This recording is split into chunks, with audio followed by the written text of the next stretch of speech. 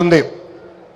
నేను ఈరోజు దేవుని గడప సాక్షిగా రాయలసీమ ప్రజల్ని కొన్ని ప్రశ్నలు అడగాలనుకుంటున్నా.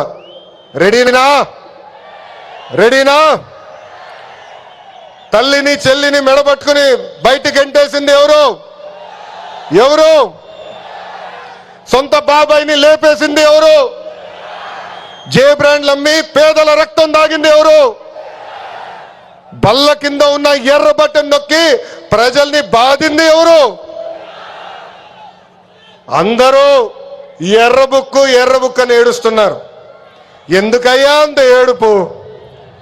నేను ఆనాడు చెప్పింది ఏంటి? ఎవరైతే చట్టాన్ని ఉల్లంఘించి ప్రజల్ని కార్యకర్తలు ఇబ్బంది పెట్టారో చట్టపరంగా వాళ్ళపైన యాక్షన్ తీసుకుంటానని నేను చెప్పా. ఈరోజు ఎర్ర బుక్ కాదు కదా, ఎర్ర రంగు చూస్తేనే వణికిపోయే పరిస్థితి వస్తుంది. ఎర్ర బుక్ అంటే ఒకడికి గుండుపోటు వచ్చింది. ఎర్ర బుక్ అంటేనే ఒకడు బాత్రూంలో కాలు జారి చెయ్యి ఎర్రగొట్టుకున్నాడు. ఇంకొకడు ఏమయ్యాడో మీ అందరికి తెలుసు. అర్థమైందా రాజా?